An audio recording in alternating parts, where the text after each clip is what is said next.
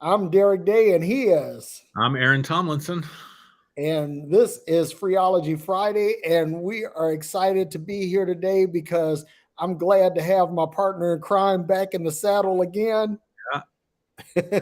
and uh, and so, anyway, before we get too far down the road, what do you have in your glass, Aaron? Yeah, so tonight I'm going easy. I got a Merlot, a cheap one at that. So that's it. Got you. Yeah, I'm drinking whiskey because, as many of you know, I'm doing this dietary change, and so I'm mostly keto. And whiskey is keto friendly. So what I did is I took this. This is Suntory Toki whiskey, which is basically Japanese Scotch, and I put a dash of that chocolate whiskey in here, Ooh. and it's actually fucking amazing.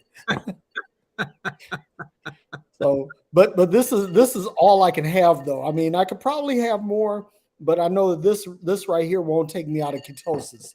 So that's the magic thing. And I posted this earlier. I'm down 21 pounds for the month, and Wow, I'm beside myself. I'm that's just great, man. really excited. So anyway, we have an exciting topic tonight, as always. And Aaron, I'm going to kick it over to you to Mhm. set this puppy up. Yeah, so one of the things we do here on Freology Friday is we talk about interesting subjects. We talk about different subjects. We try to keep a variety of issues out there and just try to have a conversation like, normal people would have a conversation about these things, try to pick things that people are interested in. So I picked the topic for tonight. Well, I guess we batted it around. It was a mutual thing, Yeah. um, but we're going to talk about the paranormal. And so just to give definition to paranormal, it's basically the same as supernatural, but I like paranormal better, because it just means something that's outside of the normal, something that's outside of the norms, something that's outside of normal explanation or everyday happenings. And it's very inclusive. So usually when we say the term supernatural, we think of things like walking on water or healings, miracles, things like that. Mm-hmm. Although, with the placebo effect and everything, maybe healing isn't even that supernatural anymore.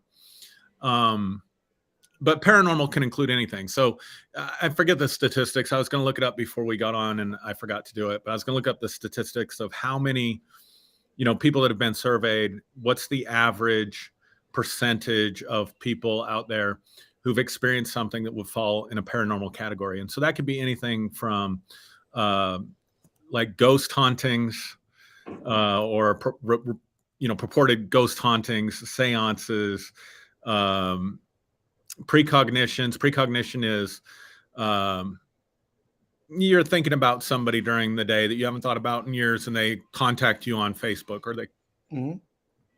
they call you up, or you have a premonition of something that is going to happen, and then that event happens. Uh, I think ufology, UFOs or visitations by Yeah. aliens, God forbid, no. Um, that all falls under the scope of paranormal. So any kind of what people might call psychic phenomenon, ESP, but it goes beyond psychic phenomenon, ESP, to include any of those types of situations. And I've just done, I haven't done any kind of formal surveys or whatever, but when I was traveling and speaking, I would ask groups often, how many of you have ever experienced something that's paranormal, something that you couldn't explain? Mm-hmm. Some people have experienced out-of-body experiences. Near-death experiences might be able to be considered under the framework of paranormal. And so, yeah, I just thought we'd kick it around for a bit. Yeah. So Okay. that's my introduction. No, that's really a good topic, and I wish that some of you could have been a fly on the wall for the conversation that Aaron and I had last Friday, um, because we go on for a while. We go on for at least a couple of hours, Yeah. and it was a really good conversation. And the one thing, the end result of that conversation was that Aaron said, "Okay, Derrick, you know that this is going to piss off your atheist friends."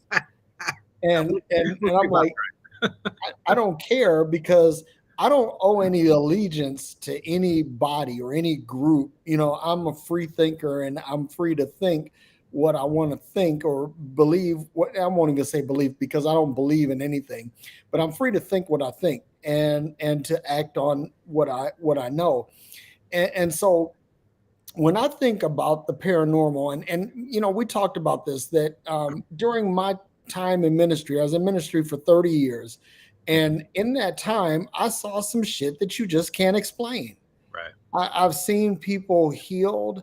I've seen blind eyes open and deaf ears open, and you know, I've heard mute tongues speak, all kinds of things. I mean, the really miraculous. I've seen financial miracles. I've seen what you would call like job miracles and all. I mean, all of it, all of it. Mhm. And so for years, I was just of this mindset. Well, look at God. Right. Yeah. Look at God, Yeah. because it had to be God, right?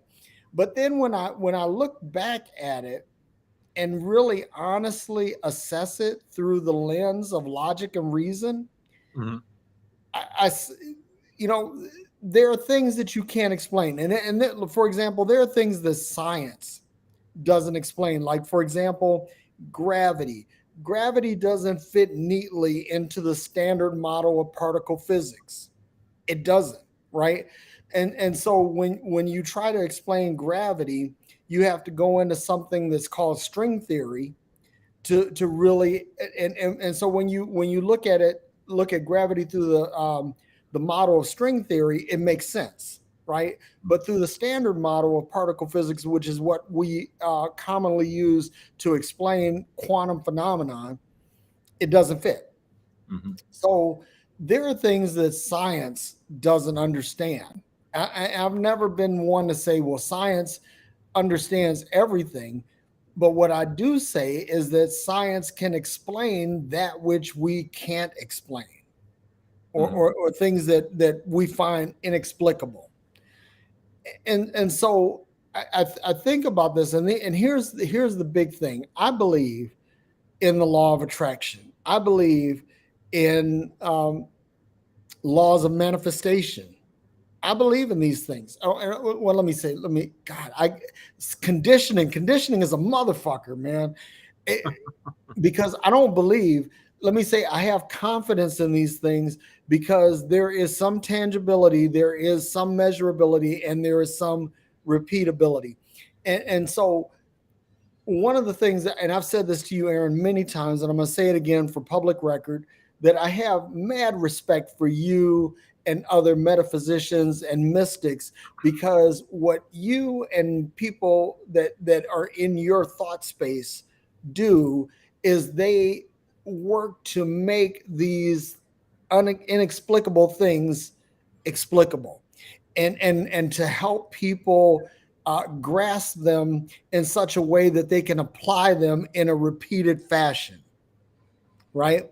So I Right. have a lot of respect for you and Carl Forehand and people like that are in that mind space, and Ben Urban. I have a lot of respect because at least you're not just saying, well, it's just God and he works in mysterious ways. No, fuck that. I believe that everything at some level can be explained, that it can be quantified, right?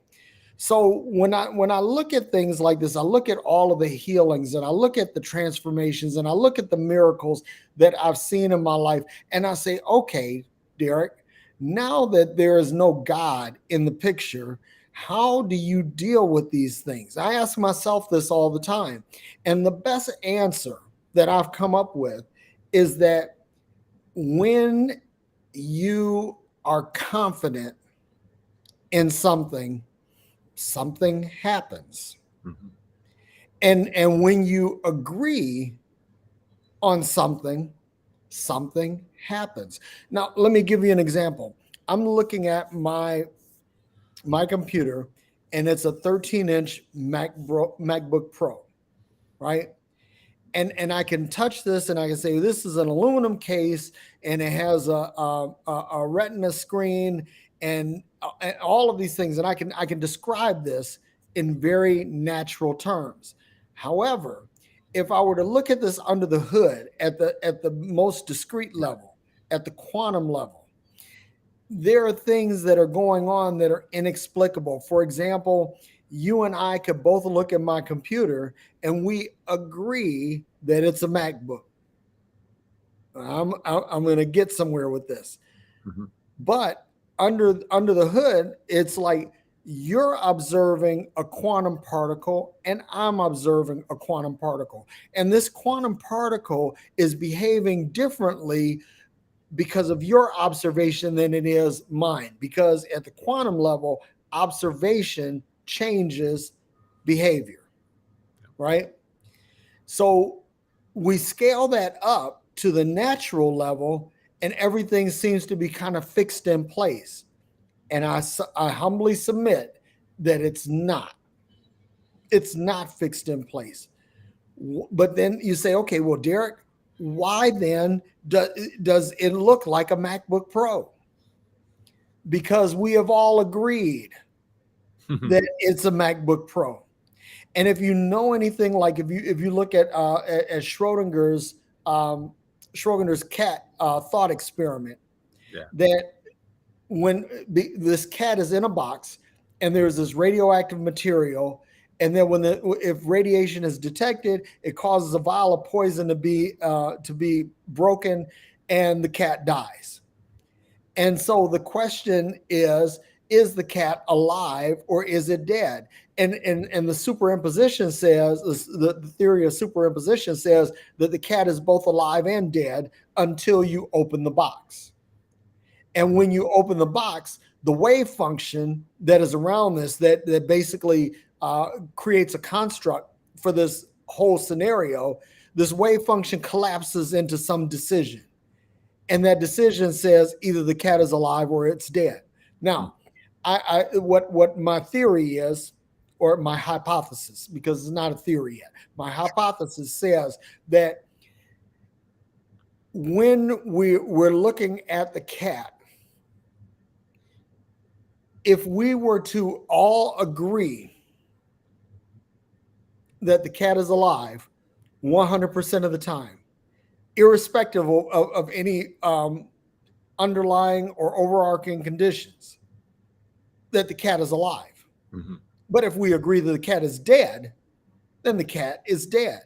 Mm-hmm. So how is it that anything that's quantum, that just the mere fact that we observe it changes its behavior? How does that translate into things that we can touch, that we can feel, that we can observe with our five senses? How does that happen? And I humbly submit that it is because of agreement. And that's how powerful agreement is. Because if we're in a church service and we say everybody touch and agree that Johnny is going to be healed, and then you see the healing, right? So Aaron, you had said something in our personal conversation, and you said, hey, I've seen something of the order of 72 or higher percent of people healed, or miracles happening in a service. And I completely believe you. Mm-hmm. But here's why I believe you. Well, I believe you because you're a person of integrity. Let me say that first. But the scientific reason why I believe you is because you're going in there and you're creating an atmosphere of agreement. And so because your confidence in this is so high, that confidence becomes contagious and it spreads to everyone else. And when that happens, the wave function around this disease or disorder that you're speaking to collapses, and it collapses on the lines of the agreement. Mm-hmm. So that's one thing that I have to say about this, because when I've tried to look for explanations of this, and before my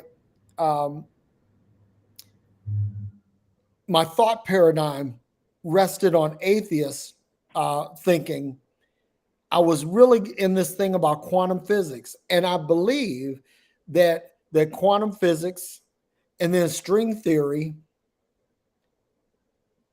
and then whatever is found that's beneath string theory, because that's the funny thing. We went from the periodic table. Well, we went from understanding molecules or cells and molecules to having the atomic, the periodic table. And then we went from that to having the standard model. And now we're at string theory, where basically everything is a string. And depending on how the string is plucked, that creates a manifestation. So, because basically everything consists of the same matter and energy. It's just something that changes the frequency of it that causes it to manifest as something.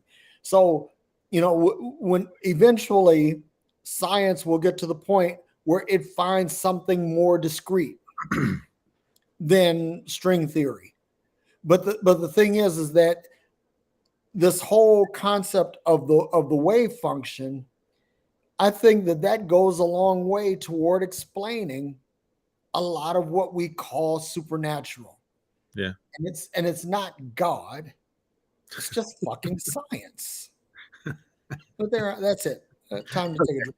All right. So let me let me go through my line of thinking on some of this. And some of it I may sound like I'm disagreeing, and I don't disagree. I think everything you said has substance to it.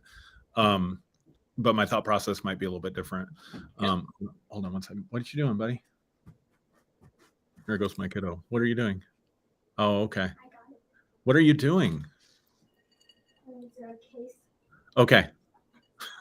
Sorry. You could tell them that we're back in the saddle again. We're yeah, I don't want. He was concerned about that the last week. He was. He's a little bit of a ham, so I don't want to. That's right into the Josiah show. So,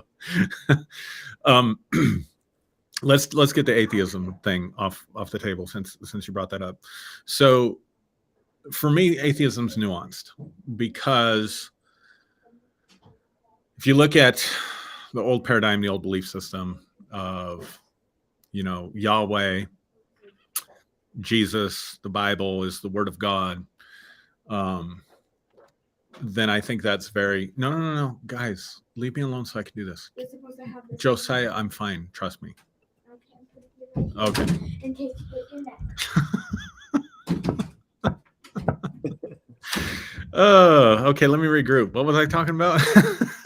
Atheism. Yeah. So, I mean, Yahweh, I think it's very clear. Anybody that does the research and they're honest about it, Yahweh was a Canaanite storm god, in the same category as Baal, in the same category as Zeus or Athena or Aphrodite. Ancient deific figure that ancient people believed in, right? Yep. That for whatever reason survived into today. I'm sure there are people out there. In fact, I know there are people out there that still believe in ancient gods and goddesses and believe they work with them and whatever, but they're not the norm. They're not mainstream by any means.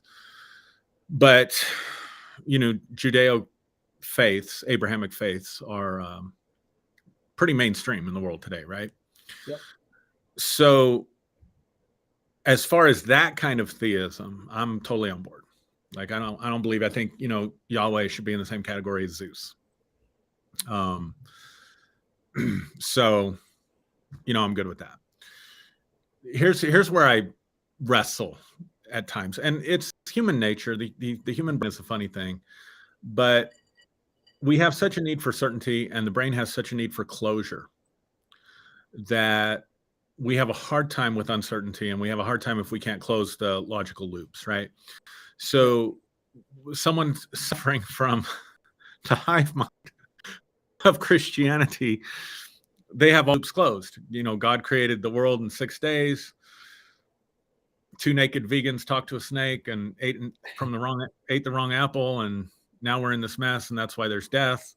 There's suffering because of the devil. This is you want to know what right and wrong is, look at the word of God. You want to know anything about science, look at the word of God, meaning the Bible. Had a closed loop system. You see what I'm saying? Like, yep. And anything that would come into that arena, when you're living in that sort of closed loop logical system, it was logic. I mean, whether it's sound logic or logic based on reality or not, it's still a logic. There's a psychology, a psychologic to it. And if anybody questioned it, or if anybody brings opposing evidence, even questions, right? Look at how people respond. They freak out, right? Now, from a certain perspective, we could say, okay, they're freaking out because of their allegiance to their faith, to their God, to their sphere. But really, from a psychological perspective, they're freaking out because you're violating their closed system. Yep. And they have a need, the brain, the human mind has a need to close that loop. And so that prevents us from being open to new possibilities, new ideas. Now, science is different in that science wants to explore new possibilities and new ideas through the scientific method of it being, verifiable, repeatable. What's the third thing? What am I forgetting? Measurable. Measurable. And for actual scientists that are doing actual research, I think that's a real thing. I think for a lot of people, though, we still want to hold on to our sort of closed system thinking, our level of certainty. And so science becomes, for some people, in my experience, and I'm not trying to point the finger at anybody or offend anybody, I'm just saying in my experience with some people who have dove into atheism, it's their new religion. They have the same closed belief system. And I know this because if I were to talk about some of the supernatural things or paranormal things that I've experienced throughout my life, I have them come at me, on social media. It's a couple times it's come up on here, and there's been a few that, well, that's just this or that's just that. And I don't think it's that simple. No. That's just this or that's just that. And so I think, science at the end of the day is involved with cause and effect. What cause or what correlation of causes, group of causes, is producing this specific effect. And I think it has its place, and I think it's necessary. And I want to affirm science as much as I possibly can. At the same time, I want to recognize that maybe our ideas about cause and effect aren't as concrete as we think they are. So here's an example. Here's a couple examples. Smoking causes lung cancer, right? Yep. That's kind of a generalized belief that's out there. Don't smoke, it's going to cause cancer. Yet, there are maybe millions of people that have smoked their entire lives that never got cancer. So, for example, my father, who did die from, pulmonary issues, but it was unrelated to the smoking. I'll never forget about it. I'll never forget, because my dad smoked 4 packs a day, at least 4 or 5 packs a day. I mean, he was a chain smoker. He started when he was 12, 13 years old, growing up in the 50s, and smoked until he was into his 70s, I want to say, right? Yep. And I remember going into the doctor's appointment with him with the pulmonologist who had the lung x-rays or, CAT scans or whatever they did. And he was pointing out the damage in my dad's lungs. And he showed a small section. He said this damage was caused by smoking. The rest of this was caused by other toxins that he inhaled in his work environment that he wasn't, that OSHA didn't exist back then like it does today and whatever. And they didn't wear masks and they didn't, protect themselves. So my point is, my dad didn't get cancer, and the lung damage that he suffered from wasn't even enough to end his life. And he smoked 4 or 5 packs a day for decades, right?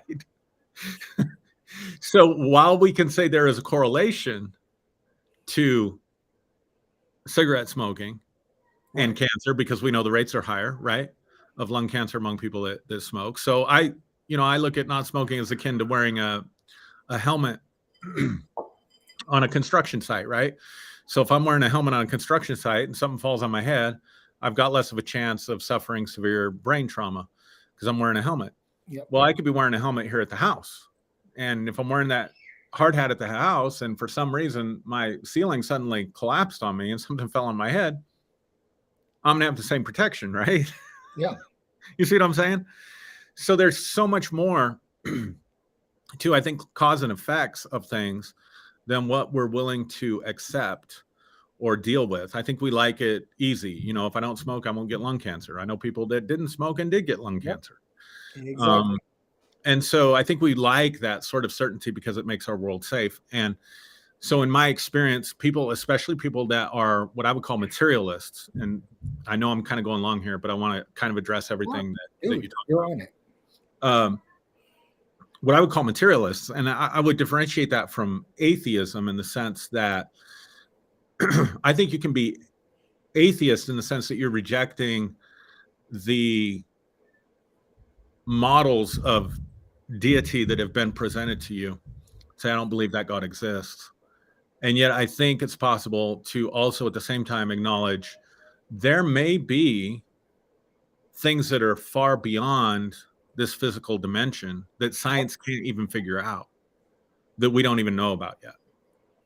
And so I guess that's where I'm at. And part of it is because, you know, my background and interest in psychology, one of the things I've been interested in for a long time is neuroscience, the brain, and where does consciousness come from? And that's kind of the new frontier, right? Is like, where does consciousness come from? And so there's people out there like Dr. Donald Hoffman at the University of California. There's others, but he's the one always off the top of my head that, Joe Dispenza.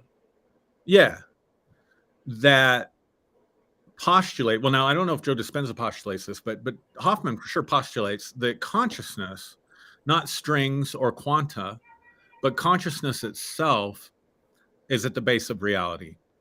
Yep. And if we can figure out what consciousness is, then, you know, that'll be revolutionary to breakthroughs and things like that. So I am of the mindset or the leaning, and this is very biased on my part, so I'm owning my bias, that the world, that perhaps consciousness is a broader expansion, you know, the Star Trek, you know, going where no man's gone before. Yeah. That maybe that is a better explanation for our world. So then that opens up the possibility that there are extra physical entities. By that I mean a singular consciousness that exists, or singular consciousnesses. So I'm a singular consciousness. Nobody knows what I'm thinking or feeling unless I share it. Derrick, you're a singular consciousness. Nobody knows what you're thinking or feeling. So I'm just proposing that perhaps there are beings that have a singular consciousness that are not tied into the time and space world, and therefore may be outside the scope of empirical evidence. And you know, we had, this was the meat of what we had talked about last week about consciousness. And I want to say this, that I agree in large part with what you're saying. That I think that if you keep splitting the hair, that eventually you'll arrive at some global consciousness. Because I believe that anything that when things have the opportunity to have been around for a while, I believe that they acquire some knowledge. Now, it is said that the largest organism known to man is a fungus. And this fungus spreads its tentacles throughout the entire continent of North America. Mm-hmm. And that this fungus almost serves as the internet of plants. Mm-hmm. That plants are able to communicate with one another via this fungus, right? So this fungus is said to be hundreds of thousands of years old. And that it has a lot to do with biodiversity, in that you can have an elm tree in New Hampshire and an elm tree in California. That without this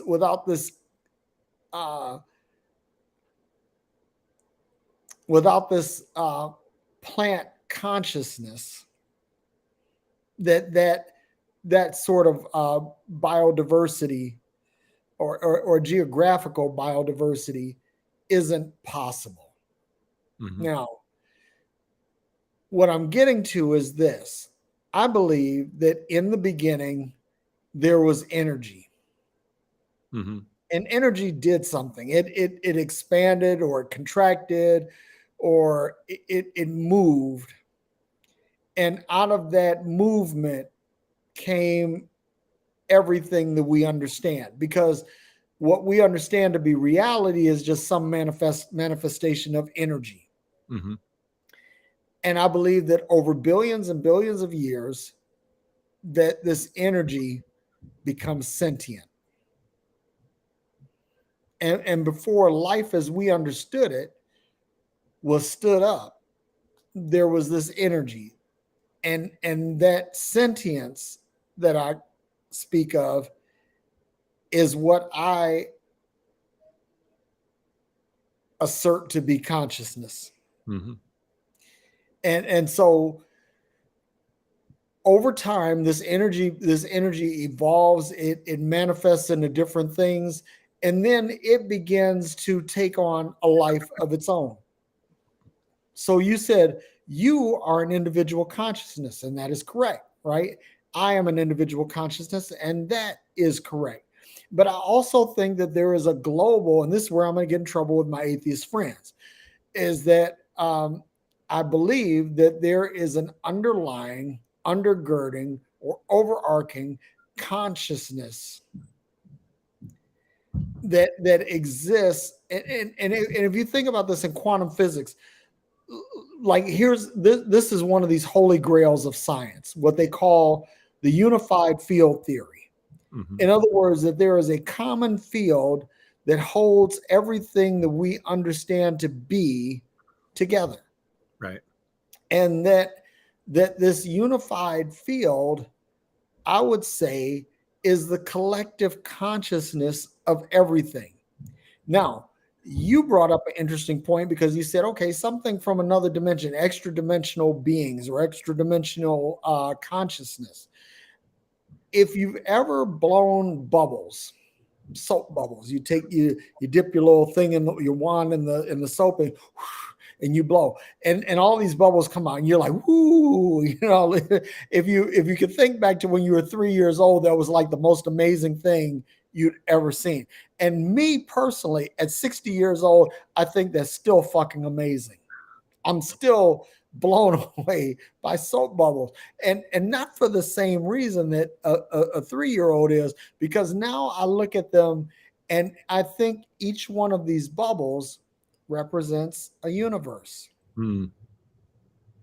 And so this is an explanation, an explication of multiverse theory. Hmm. So what happens invariably, that when you blow your bubbles, some of those bubbles happen to come together and they merge. And sometimes they become one thing and they remain that one thing, or sometimes they connect briefly and then they split off. Hmm. And I really believe that when we look at the multiverse theory, I believe that that's something that happens, that periodically two universes will collide. And because the type of energy that these things consist of, it's not the same as physical matter, because we know from physics, we know from astrophysics that sometimes galaxies collide, and we know that there are deleterious consequences of those collisions, that there's mass destruction on a massive scale, and as a result there's creation of a massive scale. But when universes collide, I don't think that the same effect happens. I think that something happens where we're able to peer into another dimension. Now I'm going to get into something really crazy here because I'm a Rick and Morty fan. Yeah.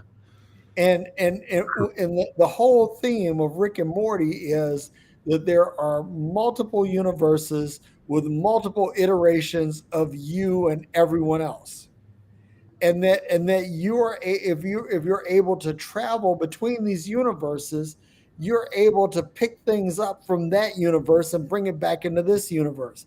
And this is how I think extraordinary, because see, there are things Yeah. like when you Here we think about the Nikolai Teslas of the world, go. Right. or you think about the George Westinghouses of the world, or you think about the J.D. Rockefellers of the world, or the Bill Gateses. I believe that they are privy to something extra dimensional, Hmm. because what they bring back is so extraordinary that it literally it disrupts and changes the entire ecology Yeah. of Right. this universe.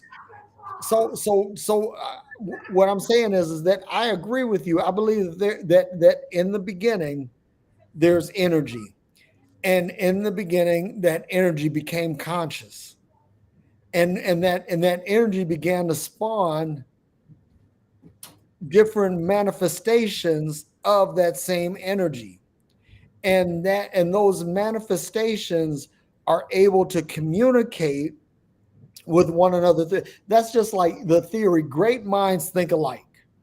Right. We've heard that before, Right. right? Great minds think alike. How do great minds think alike? Because there is some consciousness uniting those thoughts, Yeah. and that there is some agreement that happens between those two thinkers, and that agreement actually produces a result. That's what happens. So that, I'm glad you brought up the consciousness thing, because that was the thing. When you said that, you said, okay, Derrick, if you talk about that, your atheist friends are going to really shit the bed. Well, yeah, more the paranormal, like talking about just not even just necessarily the consciousness, but just because in my view, like most of the dogmatic atheists that I have encountered are also dogmatic materialists and Well, and see, dogmatic about science. well, there are two camps of atheists, right? And this is important to point out too. Just like, I hate to say it, but it's like multi-denominational. Yeah, sure. Yeah, it's human nature. I mean, I get it. but I but get it. you're talking about the materialists, right? And the materialists believe that there, that physics is all there is, and that there's nothing else. There's no underlying thought or underlying guidance around all of this. And I don't, and let me say this: I don't believe in intelligent design. I don't think that intelligent design is a thing. What I do think is that consciousness begins to transform and make decisions about what it chooses to be, how it's going to manifest. Now, the flip side of it is the humanist side, and the humanist says, okay, as a person, I possess a consciousness, Right. and this consciousness. This is why, like you have like a loved one that dies, and you say, I'll never forget this. I'll never forget this. 1971. I was 9 years old, and my grandmother passed away. And she passed away on a Friday night. She passed away in the home of a friend, and we went there uh, because we had to, my mom had to take care of all of the arrangements of taking her away, and all of that. And the next morning, and my grandmother was a nurse, and so she worked nights most of the time. But this Fridays she would typically not work, and then Saturdays she would be at home, and she would always get up and cook us a really nice breakfast. Eggs, bacon, either pancakes or French toast or something like that. She would just go all out and cook us a breakfast. And I'll never forget hearing my grandmother's voice calling us, Derrick, Brian, Michelle, y'all come and eat. And I remember hearing the sound of pots and pans clanking in the kitchen. I remember smelling the smell of bacon and eggs. I remember all of this clearly. And I get up and I ran from my bed to the kitchen because I was saying seeing my grandmother dead in someone's bed had to be a bad dream. And that she was alive and she was cooking me breakfast. Yeah. And I got there and the kitchen was quiet and clean. Yeah. She wasn't there.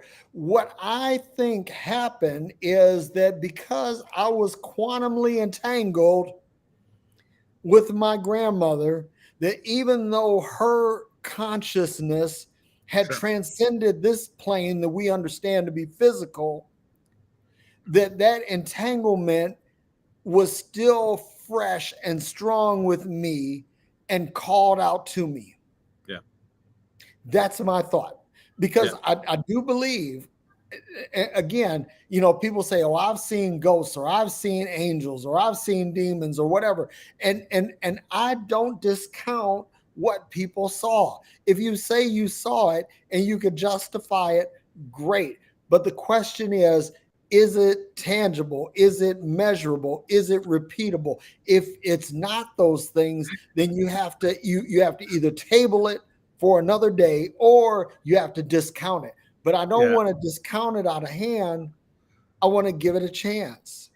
So and that's where I'm going to get in trouble with atheists. No, I hear you. And so this is what I love about our relationship. Like one of the things I've been thinking about all week long is, confirmation bias. We talk about that. For people that maybe don't know what that is, you're going to have a bias towards evidence that confirms what you already believe. And you're going to have a bias against what contradicts what you already believe. Just look at politics. Enough said there. And we all have them. I don't necessarily think they're a bad thing. I don't think confirmation bias is a bad thing. In some contexts it is obviously a bad thing. But in a lot of contexts, I don't think it's a bad thing because I think we're all different. We all bring a different set of experiences to the table. And at the end of the day, you're going to vibe with what you vibe with. You're going to resonate with what you resonate with. I mean, if you're reading information, say, man, I really like this. I'm excited about this. I vibe with this. This makes sense to me. Well, somewhere in there's a confirmation bias. There's somebody out there that doesn't think that way, that has a totally different worldview. So I'm just saying, I don't think confirmation bias is a bad thing, but I think you need to be aware of your biases. And so one of the things I appreciate about our relationship, Derrick, is that we can challenge each other. I will say this from my perspective. I don't want to speak for you. I love that we don't agree on everything. Yep. And I love that when we talk about this stuff, you can present such formidable pushback. Because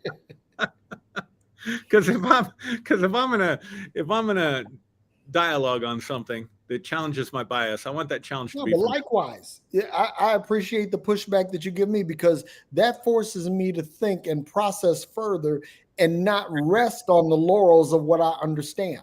Exactly. Yeah. So I'm prefacing. So, here's my thing, and I'm going to come back to the atheism thing in a second, for right now. It seems like, but people would talk about throwing out the baby with the bathwater. Here's what I mean with that. If we don't believe in Yahweh, the Christian God, or we don't believe in a God up there that gives a fuck about us, Sky Daddy, indifferent, right? If energy's indifferent, whatever. Yeah. But that doesn't mean, for me, and I'm speaking strictly for myself, that we have to throw out then paranormal phenomena as well. Yeah. We don't have to assume there is no life after death just because we say the Bible's not true. We don't have to assume that there is a better existence out there. We don't have to. So, talking about departed loved ones, who knows? We don't have to throw out the possibility. Now, I know you're not going to like, I don't want to say you're not going to like this, but I know we don't agree on this. We don't have to throw out the possibility of angels or demons. And by that, I mean these singular consciousness entities that I'm talking about that may be benevolent or malevolent. It's one of the reasons you'll never hear me just say the devil is bullshit. Now, Lucifer, and the way we get to the construction of the devil in the Judeo-Christian framework, I have a lot to say about that. But I'm not so sure there aren't malevolent entities out there that are not physical. Now, I think this is where I'm going to push back on a couple things. I think to say it has to be, and maybe I'm misunderstanding you, but if it has to be measurable or verifiable, measurable, and repeatable, or I discount it. I think you said something like that. Like if you say, I saw an angel, either I discount it or I table it until I get a better understanding. Yeah. Now it depends on what perspective you're meaning that in, because do you mean that if somebody shares something with you, because it's not repeatable, because it's not verifiable, because we don't have a scientific model to explain it, and it's not an everyday occurrence, you automatically discount it from them? Or are you talking about even your own experiences? Even my own experience. I mean, I'm going to be, totally upfront with that, because I have, if I'm going to do that for someone else, if I'm going to be intellectually honest, I have to do it for me too. Yeah, that's what I thought you meant, but I just wanted to clarify and make sure. So to me, that does not make sense to me. I'll just be honest with you.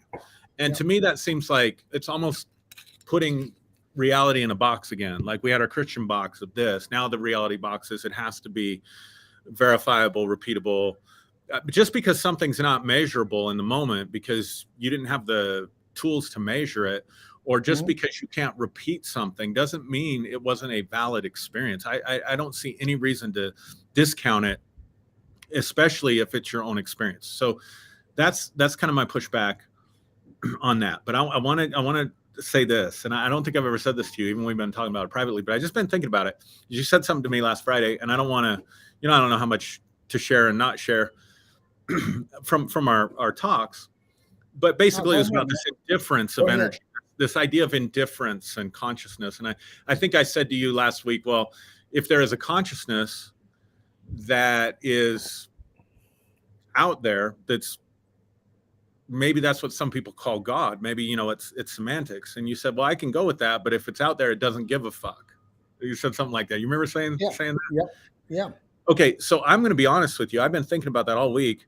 That is horrifying to me, Derrick. Horrifying. I mean, that absolutely scares the shit out of me. I am more afraid of that version of reality when I think about it and the implications of it than I am afraid of the Christian version of reality. And I'll tell you why. Okay. Obviously, eternal hell and torment and suffering, that's a horrible thought of what could happen. And I don't believe in that. But at least there was a heaven to balance that. At least there was a way of escape, whether it's accepting Jesus as your Savior and your Lord, or repenting of your sins, or fasting 4 days a week. Yeah. Or whatever it was, right? But if we're dealing with indifferent energy and consciousness, then any possibility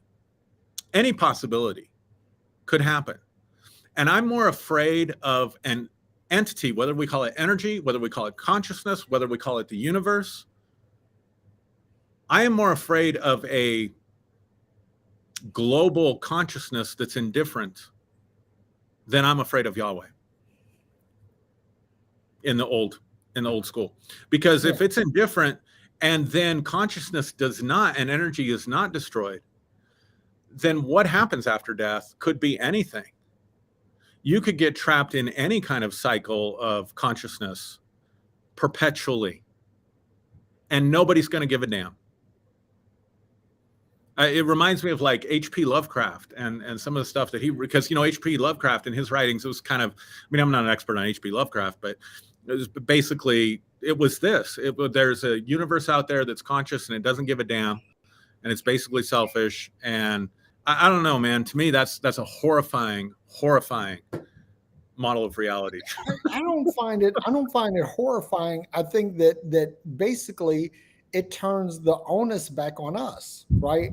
That now we have to determine what our fate is, what our outcome is, because the thing is that if it's up to God or some construct of what this intelligence or this consciousness is, then that means that gets to decide what the next transition of energy is, right?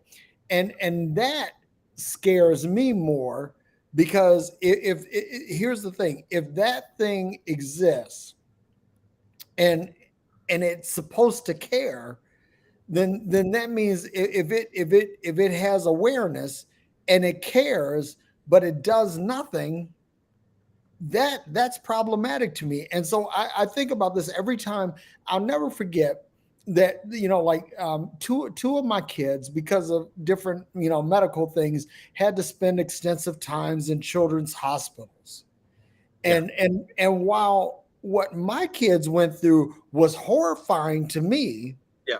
was terrible to me, that when I visited the children's hospitals, it paled in comparison to what other parents had to deal with their kids. And Right. I'm thinking that if this God gives a fuck at any level, Right. that it would at least deal with the problems of children, because they're the most vulnerable, they're the most innocent, right? And it doesn't care. And that's clear, because it's like some kids get healed and they go home and they live, happily ever after. And then there are some kids that they die horrible deaths.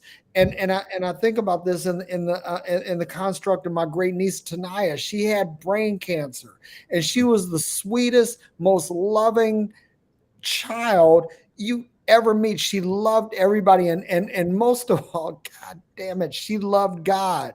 Mm-hmm. Jesus was always in her speech. Yep. And yet she died. And Mm-hmm. she didn't die painlessly. She didn't just go to sleep like the ancestors. She died a horrible, painful death at 9 years old. And so I'm thinking that if there is any concern on the part of this consciousness, universe, God, whatever, then it has to at least give a fuck about that. No, It has to. No, I understand the argument for sure, and I get it completely. And I've had similar situations with my own family, so I'm not insensitive to that. I know. Not that I We've haven't talked wrestled about with that. that, but here's my thing. Like, I believe in self-determination. I mean, I want to believe in self-determination, but if we're just energy in a infinite sea of energy, I mean, who knows how expansive is this? We know how expansive the universe is, and that's incomprehensible to both of us, probably, right? Yep. I don't feel like I would have the power, and I'm talking about after, because I do believe that consciousness is separate from the body, or can exist separate from the body. I believe consciousness can exist separate from I physical completely reality. agree with that. So I'm thinking strictly about after death. That's the context of what I'm talking about. And I get the argument, man. I get it. 100% get it. Totally understand it. There's a part of me that intuitively, and I will own it 100%, intuitively believes in a intelligent design, that believes in a creator. And I intuitively believe that this creator is benevolent. Now, can I prove that? Absolutely not. Is it more comforting to me? Absolutely. I just told you that your version of reality scares the shit out of me. I'd rather go back to Christianity. But my version of reality gives me great comfort. I know. Because it puts the onus back on me. Right. It doesn't, though, Derrick, because if the world's infinite and this energy is infinite, who are you? You're a drop in the ocean. You can't determine. So what I'm trying to say is, if we step out of this body, our self-determination ain't going to mean shit in an infinity ocean of, it's a drop in the ocean. We're just going to go with the waves, man. No, and wherever but here's the thing. differently going is where we're going to end up. I don't see how self-determination Well, factors no. into this. Here's the thing, that if energy is conscious, that means that at some point energy decided that it was going to manifest itself as Aaron or Derrick, right, or some other person or some other thing, right?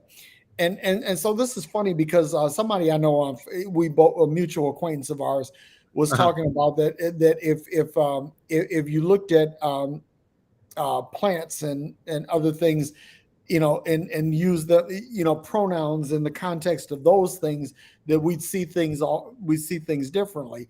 And Uh-huh. my response to that was, there is no such thing as an inanimate object.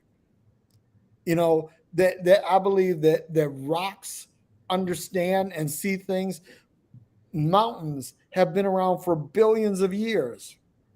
They've seen things. What would happen if the mountain could speak our language? Right. What would we would change our entire perspective on the earth.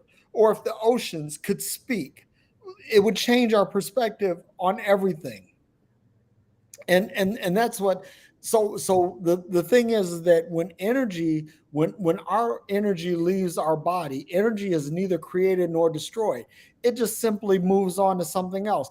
Maybe we go, like, there's a statistic that basically a star is formed at approximately the rate of a human death.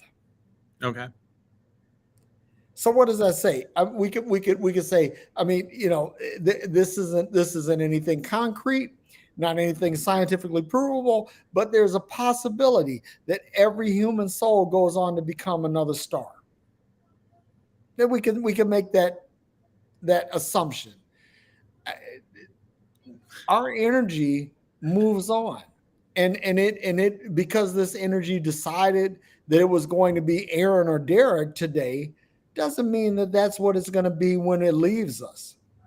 It may choose to become something else.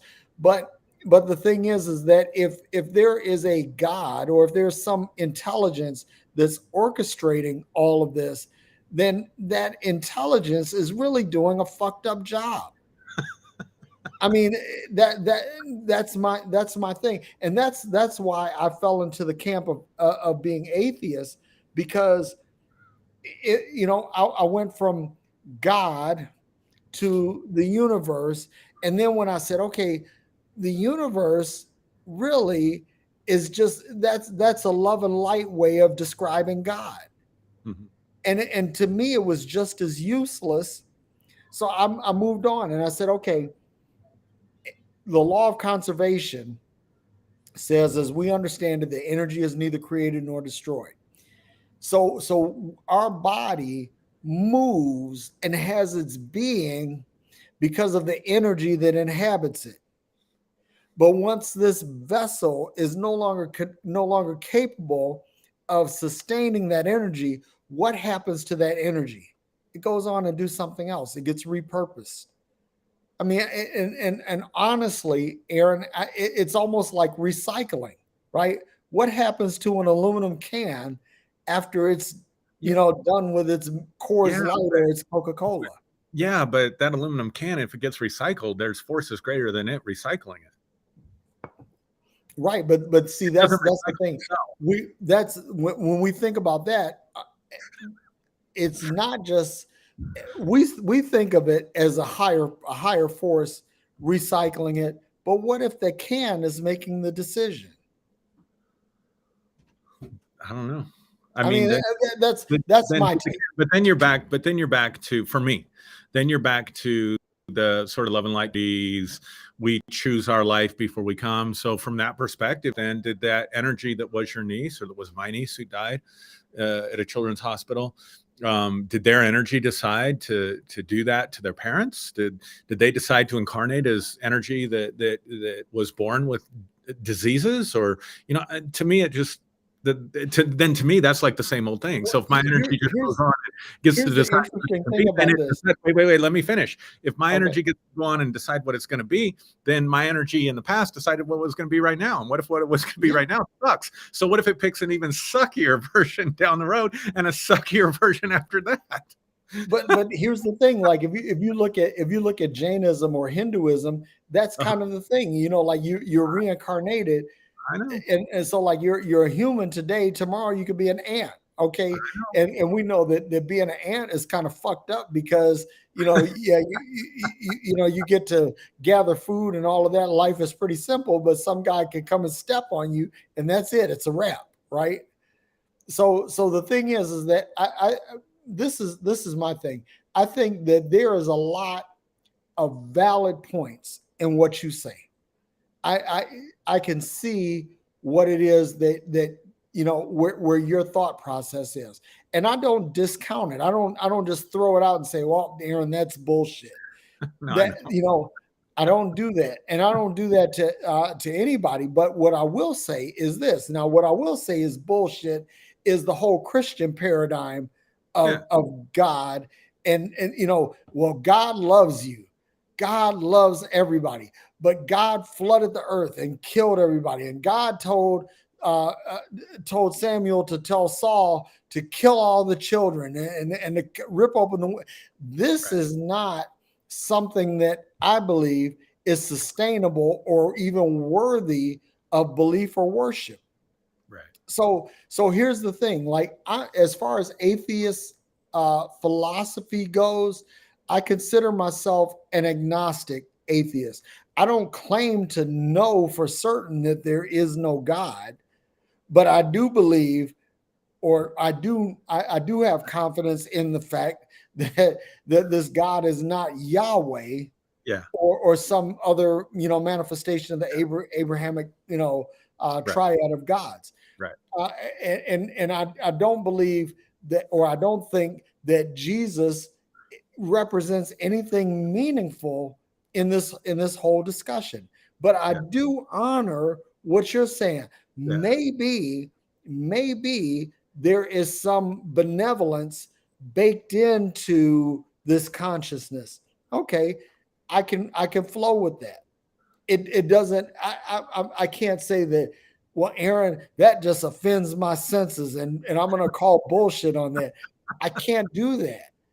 I can see your perspective in that, but what at the same time, I also believe that it, you know when you look at where Christianity came from, the whole Judeo-Christian narrative from the Sumerian narrative of the Anunnaki, Hmm. right? And so the Anunnaki, their issue was that they were indifferent to what they created. They first created a race of slaves, and these slaves they didn't know shit from Shinola, and basically they were just kind of complete fuck ups. So they said, okay, let's introduce a little bit of our genetics into this being and Right. give them the ability to think about things. So that was that, but the Anunnaki remain indifferent to their creation. They never loved Yeah. To me, that's creation, never cared. So the thing is that while I see your perspective and I honor that, I think there's value in it, validity in it. oh, I for don't sure. subscribe to it wholly, but I do accommodate enough um, enough of a birth in my own belief to say that there might be something there. Sure. And I think your explanations have validity, and that's why they scare me. I think we're gonna have to rename this, retitle this, and I think for the people out there, we've talked about this stuff back and forth for hours, so we could go on. We could go on all night. But let me give you an illustration that just popped into my head, um, and then maybe this will be the final thing I have to say about it, and we can see what our guests are commenting and what have you. But I remember when we went on our sabbatical back in 2017. So Josiah would have been 4, maybe 5. Mhm. And somebody, God bless them, somebody in our church thought it was a good idea to give each boy as a going away gift for the sabbatical $100 bill. And what's a 5-year-old going to do with $100, right? So we already had savings accounts that we'd opened for both boys. So we took the money with the kids with us to our bank, which is just a few miles down the road. We deposited it in their account. Fast forward to when we're in Phoenix on our sabbatical. And I remember I'm in the house and Josiah is giving me the business, man. He wants his $100. And he's so angry at me. He's so angry at me, Derrick. And he's just raging at me about how unjust I am. Because I took his $100 and put it in the bank in Pueblo. And I think at some point I must have said something like, well, we can just go to the bank down the road, from where we were at in Maricopa. And we'll get your $100 and we'll spend, $25 on it on whatever the thing was he wanted, whatever. And he got even more outraged with me. And he says, Dad, no. He says, we cannot, you cannot get that $100 from me. And I said, why? We just go on the bank. He said, Dad, the bank is like 12 hours away. So in his mind, that $100, like the way the banking system worked, they took his bill, put his name on it, and put it in a safe place. And we had to go back to that bank, right? Have them open it. That $100 bill. That specific $100 bill out. And and he kept getting mad at me as the more I tried to explain. And I realized he does not have the capacity right now to understand the banking system. And so when it comes, and I know this is going to sound maybe like a religious answer, but I do believe there are just some things in the complexities of the universe that where we're at our current stage of evolution that we do not have the capacity to even begin to understand the answers for. And I'm okay with that. Like trying to get somebody to understand aerodynamics in, I don't know, let's just throw out a number, the 12th century or whatever, or in Jesus' day or whatever. I'm just trying to give an illustration that for me, it's just quite possible that there is, especially when it comes to consciousness, especially when it comes to non-physical reality, that there may be so much more out there that we're grasping at straws at best with what we're doing. One thing I wanted to ask you about, and I don't know if you want to take the time to do this or if we want to kick the can down the road to another episode where, part 2, is where for you as is it fair to say that your go-to is logic and reason and rationalism? So for you, where does intuition fit in terms of reliability and knowledge? That is a fantastic question because I do hold a space for intuition because I believe, God damn it, I really need to recondition myself about this whole word because that word really bothers me. But which word is that? Belief. Oh, okay. I have confidence in the fact that we have 5 senses that we know to exist. But there are also things where we talk about 6 senses. Or we talk about things like the third eye, or we talk about things like the second brain, like the gut being the second brain. Right. And in all those cases, there is some physical evidence that supports those claims. So when you talk about intuition, I'm totally on board with that because I think that there are things that our third eye or our 6th sense or our second brain knows or has insight into that our primary brain or that our five senses do not. Mm-hmm. So that's where I land on that. Because again, I don't claim to know it all. And I'm going to give a shout out to my friend and brother Keith Giles. Keith wrote a book recently called Solo Mysterium. Uh-huh. And if you think about that in its Latin roots, Solo Mysterium simply means embracing the mystery. And there are some things that we just aren't going to know. Right. That we're not going to understand, that our little peanut brains are incapable of comprehending. And I hold a space for that. I don't think that everything is 100% knowable, but I think that everything that is knowable should be known. Sure. And so when I think about this, that there are, like when you were talking about beings, Mm-hmm. benevolent, malevolent beings. I don't know. Maybe. Maybe. I don't just throw that out and say no, no, no, can't be. You know, that no. I hold out the possibility because again, I'm agnostic. I don't claim to know it all. I don't claim to.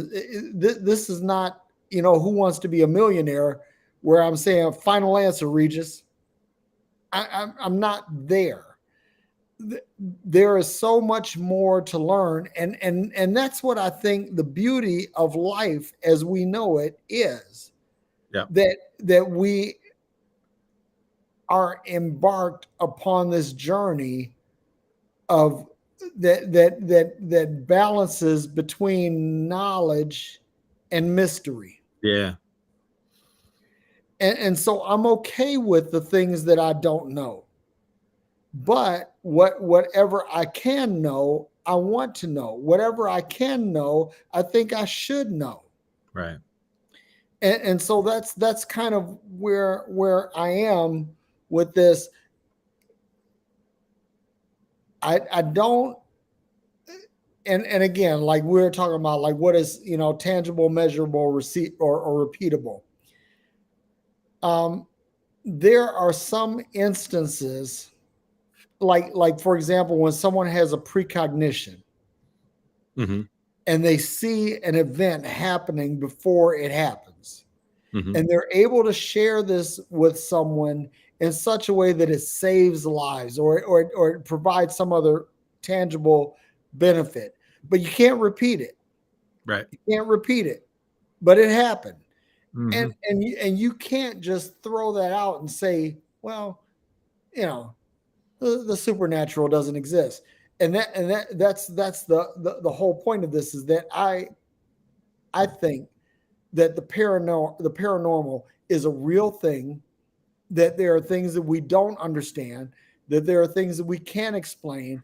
And I think that the things that we can know and should know, that we should pursue, and Yeah. those things that we don't know or can't know, that we have to be intellectually honest enough to say, I don't know this, and I don't think that I can know this. Yeah. And if you definitely balance those two things, then I think that you come to an understanding and they say, okay, I have a reasonable operating model for living. Mm-hmm. That's where I'm going to stop. Yeah, I love it. So what I would say this, because like the strongest argument, I mean, at the end of the day, for me, the strongest argument for atheism is the issue of evil. You know, what you were talking about with children's hospitals. Now, I'm thinking specifically about. Oh, remind me to share two precognitive type experiences with you when we're off the air. I can't share them here because they weren't mine, and I don't have Okay. permission to share them. But they directly affected my life. but without getting permission from the people involved. But they're too personal. I can't share it. Got it. But I want to get your thoughts on it. So what we would say, like I remember dialoguing with a friend, and when I was deconstructing, and he came from the more orthodox perspective. And by orthodox, I don't mean right belief. I mean Greek, Eastern, Yep. ancient Orthodox perspective. And he kept coming back to, well, but as Orthodox, we embrace the mystery. We embrace the mystery. How come you can't embrace? By the way, let me just say this for all of you Christians out there, that I believe that there are only two intellectually honest branches of Christianity, right?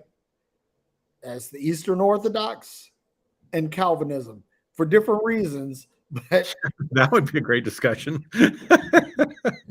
So, but here's the difference, Derrick. He was using, he's coming from a, and I know because I used to do it, he's coming from a presupposition or a preconceived conclusion, and then using mystery to dismiss information that could challenge the validity of his conclusions. Oh, that's the exact opposite of where I am on the spectrum. I know. But I wanted to point that out because I've heard so many, like you could talk about your niece, you could talk about, people, and we could, I could take a drive up to Children's Hospital if I could get in. Security's tighter now, but if I could just get in and go walk the oncology ward, it'd be full. But Aaron, you're a pastor. You can go there. Right? That's true. So I'm just saying, we're talking about stuff that people are living every day. So I'm able to say that's a genuine mystery to me. Why, the nature of evil in terms of why is a child born and acquires leukemia at 1 year old, or why, and another friend that I went to high school with that was born with a brain tumor, he's a twin. He got the brain tumor. His twin was to this day, perfectly healthy. I have no clue. I have no explanation for any of that. And that's the kind of mystery that you're talking about. I just want to differentiate myself since I'm the theist in the group. I want to make it clear that I recognize the difference between saying that's just mystery. Well, we don't understand. God works in mysterious ways. God's ways are not our ways. When I'm using the illustration of my son not understanding, how the financial system worked, I'm not meaning to be dismissive in the sense of, God's ways are bigger than our ways and we just don't understand. I'm not using it in that sense. No. I'm saying I genuinely find validity in the arguments because I'm inclined to believe, again, as a theist and a creator, intelligent design, and benevolence, that this being is benevolent in some way. That's my bias. And I have no clue. So I'm willing to embrace the mystery and just say, I don't know.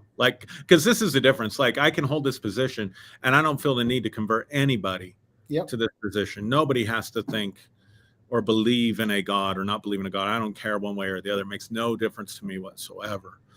And so that's the difference. When you're in that Christian framework, you got to prove your way's right. So you come up with all kinds of bullshit responses to keep coming back to your preconceived conclusions. So I just wanted to differentiate myself from that for a minute. So shall we look at the comments? Well, one thing I want to shoot out here before we say that, because I'm an atheist, but I'm also all about the mystery. Yeah. I'm not going to hang my hat on absolutism.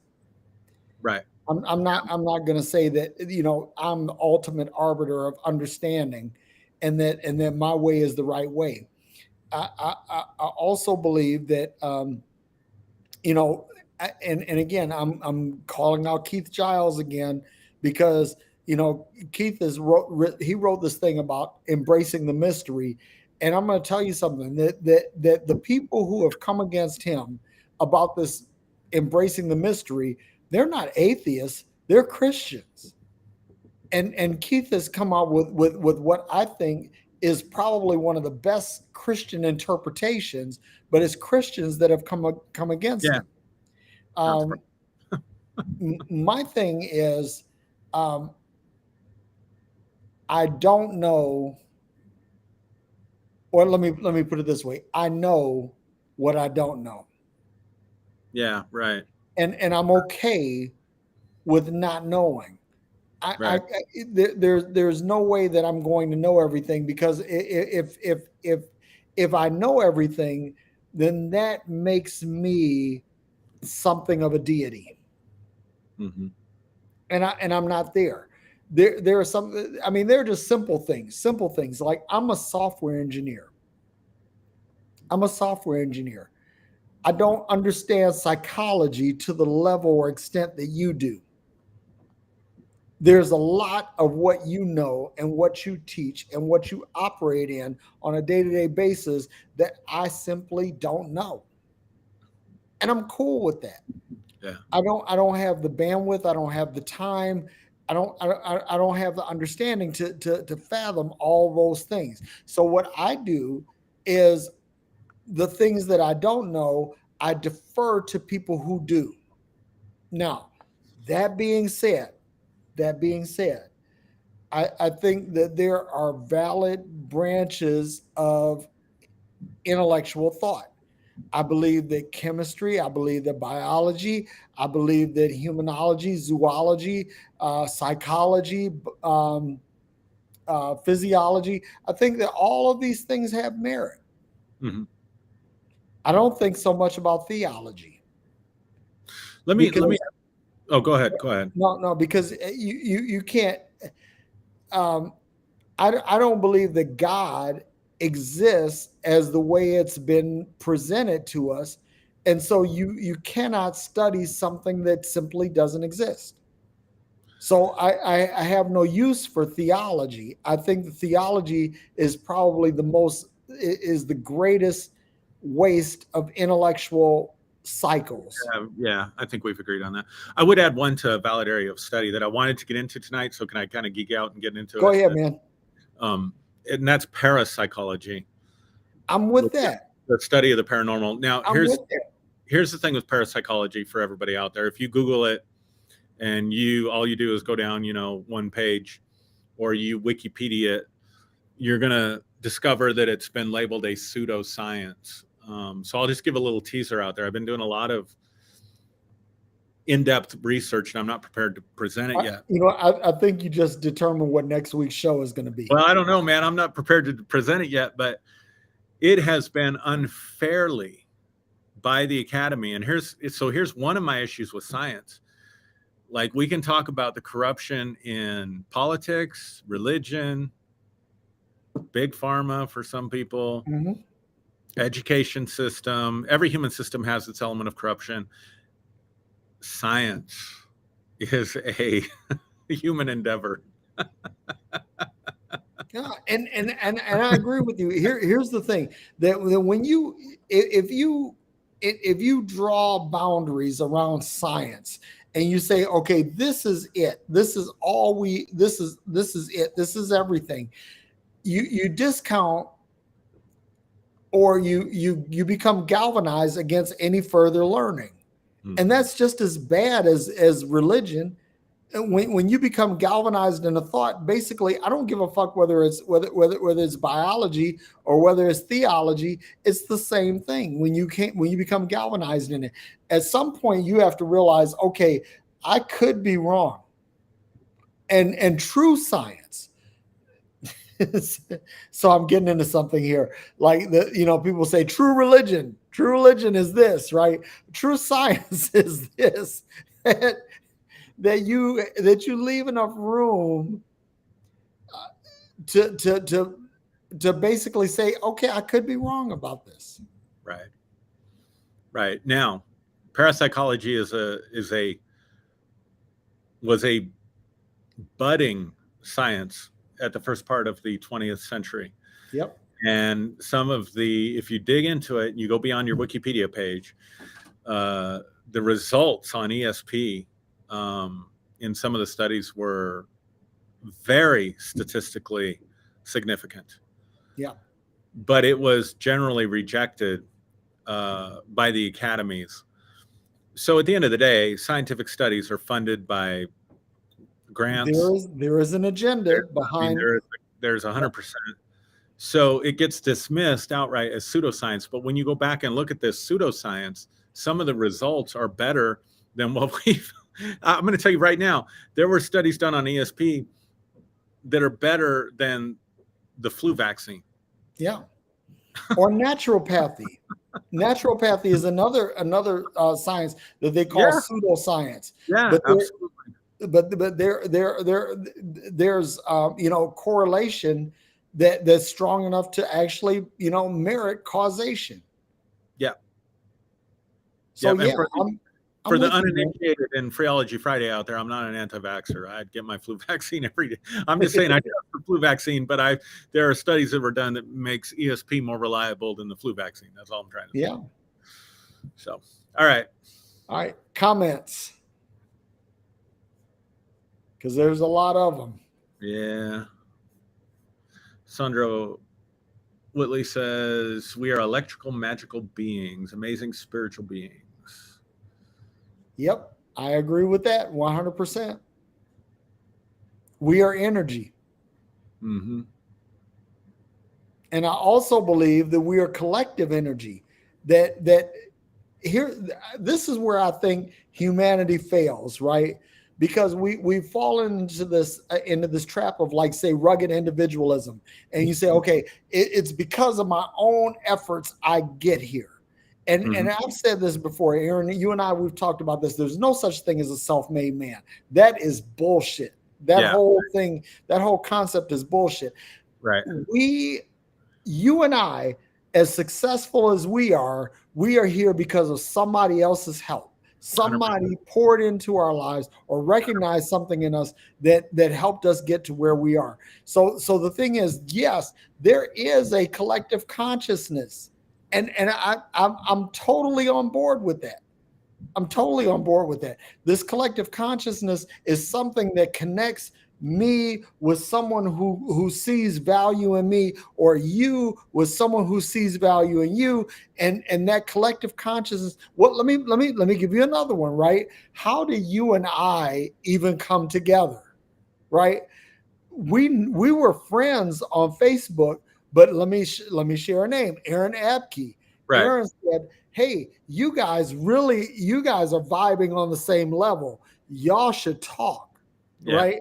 So there was a common denominator between us, a collective energy, a collective consciousness that brought us into the same fold. Right. But go on. Yeah.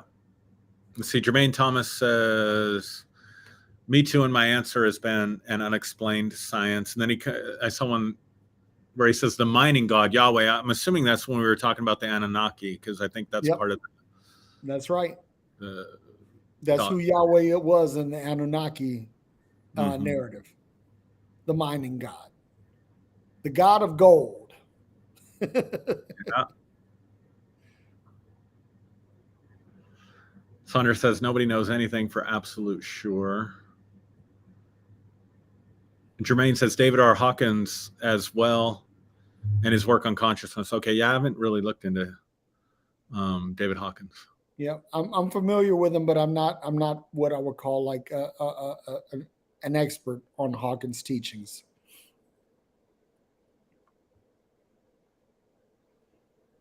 So Sandra also says, Christianity was wonderful for me and served me well until I realized that I didn't believe the same way on so much of it anymore.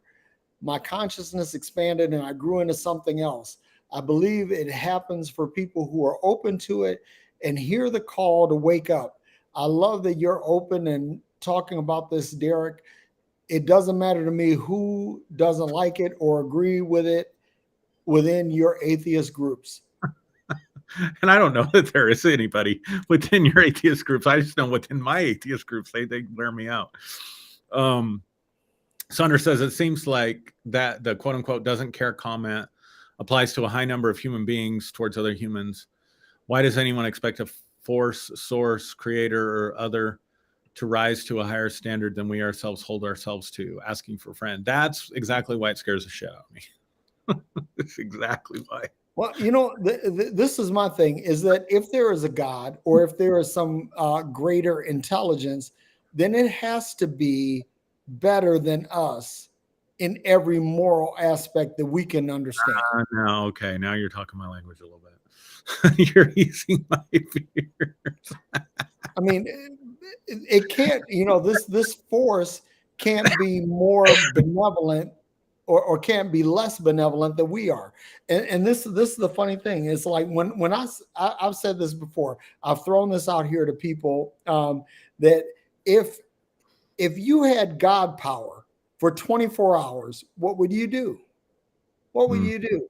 And there are some people that would use it for their base gain, and I get that. That's intellectually honest. I'm not going to knock that. But there are some people that say, like for me, I said I would go into every children's hospital that I could in that 24 hours and heal every fucking child that I could. Mm-hmm. That would be the first thing that I don't care about anything else. I would fix these kids first, because a child deserves to play, to enjoy their lives, to be a child. They deserve that. And if I had God powers, that'd be the first thing I'd do. I'd fix that.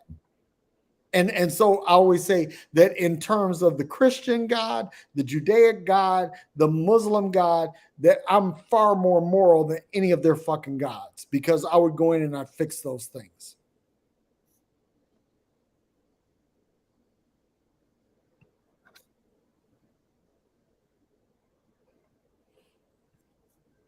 Yeah, some of this is contextual, so I'm not sure what we were talking about at the moment. Sandra says, I think the movie Soul gives a great depiction of this. I think we may choose to incarnate, but I don't know if we necessarily choose a certain set of circumstances within each life. You know what? It's funny. This is a true story, right? Ducey, who he's interviewed you, and Yeah. Ducey had, when I remember when he was like maybe 3 or 4 years old, he said, "Mom, Dad, I know where babies come from." And okay, Ducey, where do they come from? He said, all of these babies, the souls of the babies, are all sitting on a ledge, and they're looking down, and these holes open up, and they show a mother. Excuse me. Sorry. And when the hole opens up and they see a mother that they want to be their mother, they jump down into the hole. Now, I'm listening to this as a 3-year-old. He had no context, zero context. Right. He just comes up and says, "This is where babies come from, y'all." And so when I saw Soul, I told Ducey, I said, I watched this movie and I cried. I said, I need you to watch this with me. And the one thing I love about my kids is whenever I tell them, I say, hey, I need you to watch this movie, they'll watch it. Right. And most of the time they agree with me. They'll say, I always say, hey, I've never steered you wrong with a movie, but I steered them wrong one time, because there was one movie that From Hell with Johnny Depp. They were like, Dad, that movie's fucked up. But other than that, they've been on board with me. And so I said, Ducey, do you realize that somebody heard your idea and stole it? And he said, yep, Dad. He said, I could see that. Oh, that's interesting. Joe Machuda says, he's a good friend of mine. He says, what if we are all I'm laughing at this because of my profession. What if we are all dissociative personalities of consciousness? Then consciousness is insane.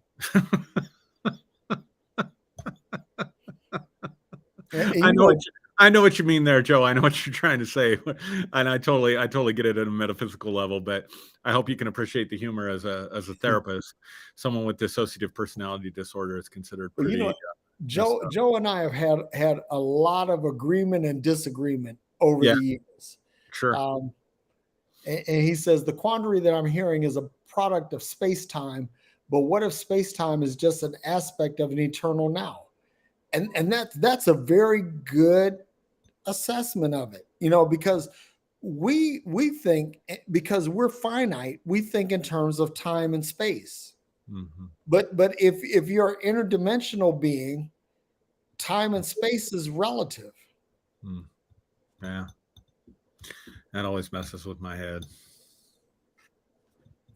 You know why? Because I tend to think in cause and effect. As much as I was dishing on cause and effect at the beginning of the program, I do tend to think in terms of consequences. What am I doing now? How's it going to affect my tomorrow? That kind of thing. What can I do today that's going to make my tomorrow better? So I do think a lot about cause and effect. And but though, I'm going to introduce a term here that's called cognitive tension, because on the one hand you say, okay, cause and effect, great, but on the other hand you say, okay, that there are cognitive challenges. The other thing I want to say, so three things, like intelligent. So here's where I'm at, and I hold on to these things because if for nothing else, Derrick, they give my life meaning. Mm-hmm. Like if I only do it for myself, if it's not empirically real or reality, it's serving me. And that's important to me. Hold on one second. Anna. Three things, like intelligent design, however you want to identify that, talk about that. But I do believe, let me just say it this way, not even intelligent design, because that messes up things up with atheism, whatever. But let's just say extra physical intelligence. I'd rather say it that way. Yeah. Even that. I believe in benevolence. I love how you framed that. If this intelligence that we're talking about, it has to be more moral than we are. So I'm good with that, rather than just this random, doesn't give a fuck kind of thing. But the third thing is purpose. Purpose is really important to me. Like, I'm just gonna be bummed out, man. If I find out I'm just energy, like chilling out here, like that's not my jam. like, no, but here's the thing. Purpose is important to me. Like, I'd rather deal with. It is important. So let's say, okay, so like some energy produces electricity, right? Some energy produces products, right? Some energy produces ideas, right? I believe that just like water finds its own level, I believe that energy finds its own purpose. Mm-hmm. So don't be dismayed by that.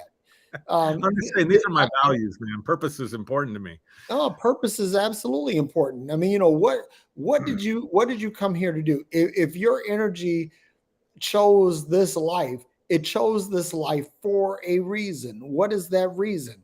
And that's why, we talk about this a lot, about humans finding their why. Right. What is that thing? What is that thing that puts the fire in your belly? What is that thing that gives you the motivation to get out of bed every day? What is that thing that keeps you alive every day?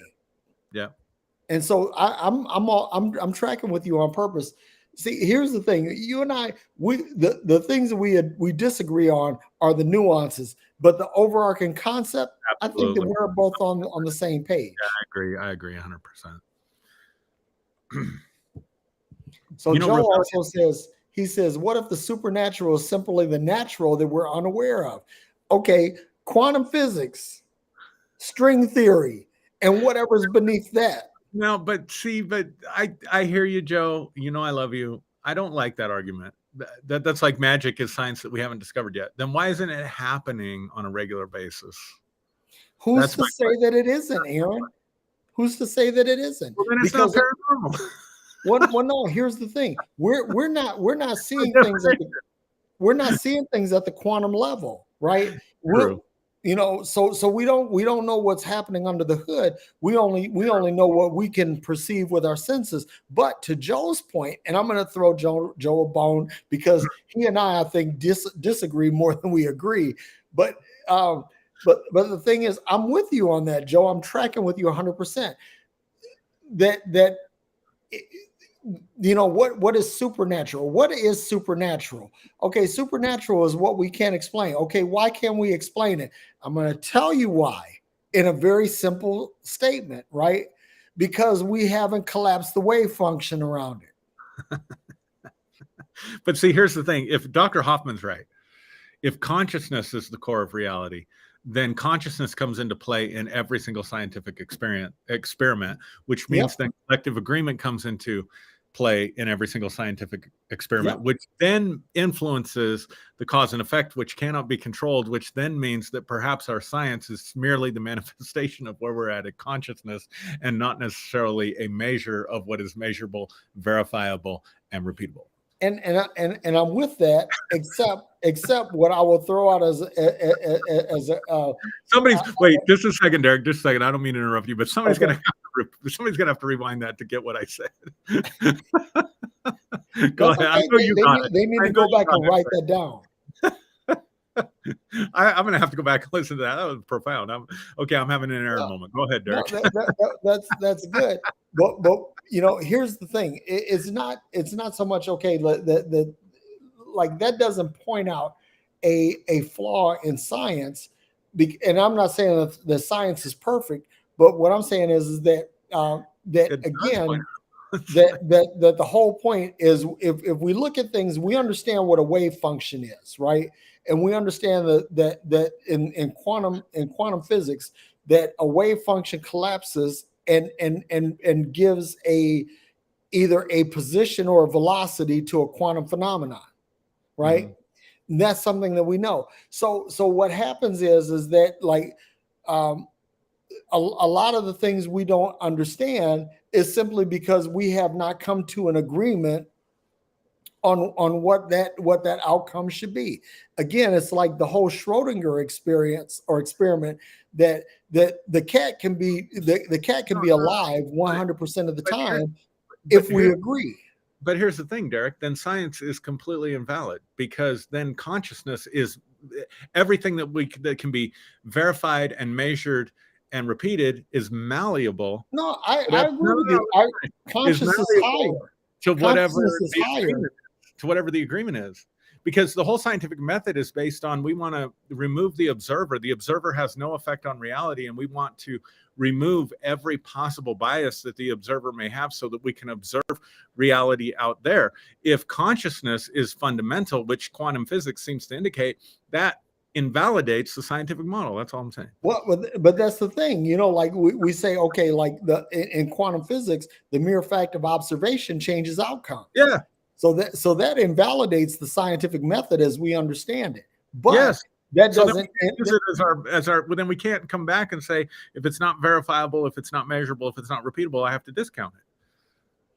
But you have to have the scientific method in order to be able to quantify what's happening at the quantum level.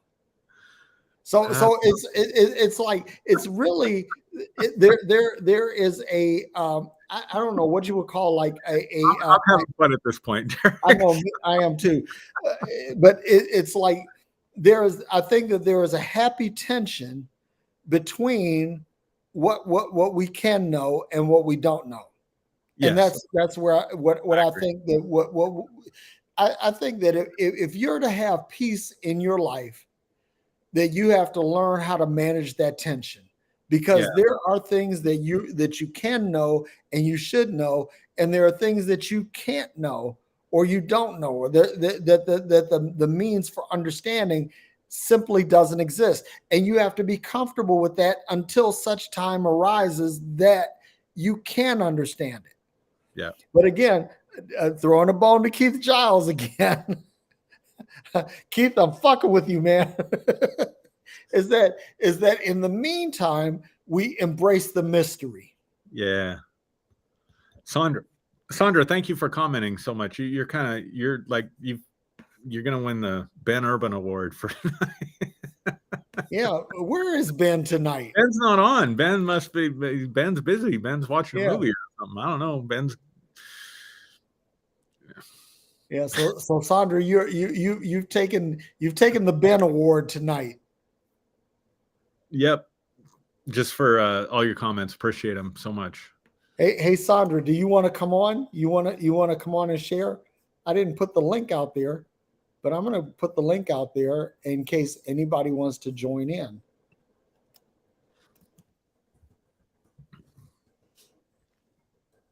So, Sandra, if you want to join in, I would love to have you on because you're just so full of thought, sentient, salient thought that it's just amazing.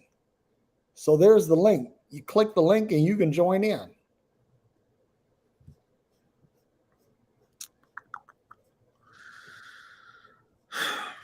Well, This was a good show. It's very energetic. And here's the thing. I enjoyed it.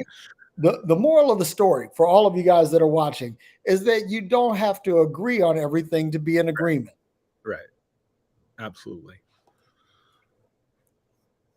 Besides, how boring, right? Yeah. I mean, there are some people that just get so caught up in agreement. Yeah. So I think Sandra wants to come on, but she says she doesn't see the link.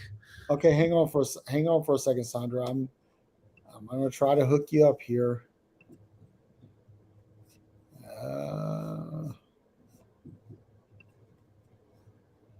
So I'm actually replying directly to her. Okay. She jumps on. I might have to take a commercial break. No problem. All right, Sandra, there it is. I've actually replied with the link directly to you. That should get you there.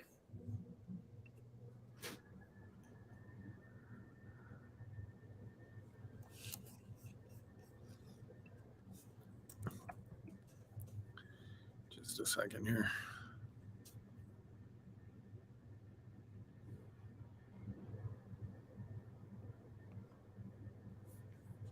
Hang on for a second. One more. I did see it.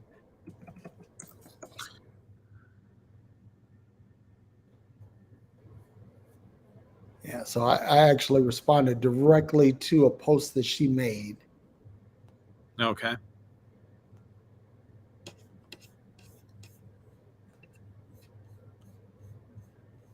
And hopefully that gets it.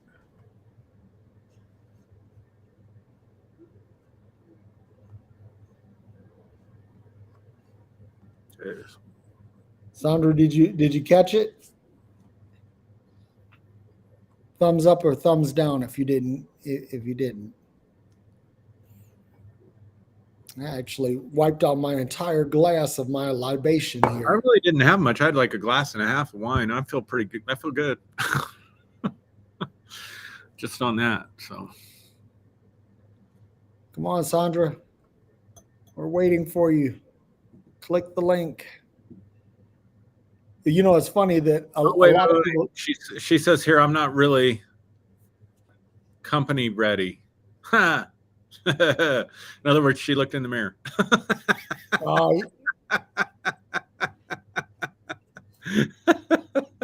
That's what we say. I'm not company ready. It means I haven't taken a shower today, or there she is. Or the house is a mess.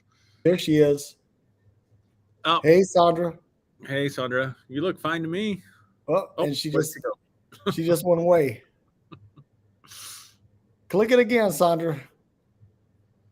You're almost there. Missed it by that much.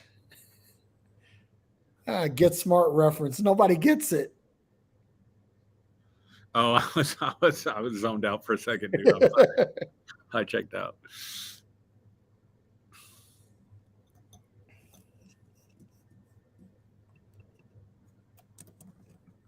Keep doing these 2-hour shows. I'm gonna have to get a softer chair.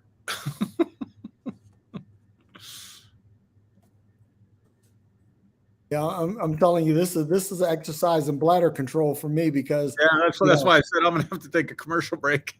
Yeah, I'm 60 years old and I've drank 72 ounces of water today. Now she's saying it won't work. Sorry, guys. It worked. You were there. We saw you. You looked fine. You look great.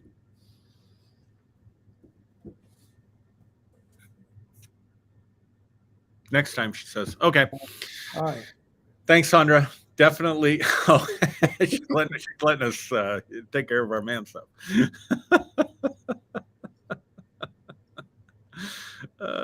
Thanks, Sandra. Thank you so much for. Yeah. So much insight. Yeah, you were. Definitely, you were. It kicked you out. Yes, it did. But you were on. You look great. Yep. But I don't know, man.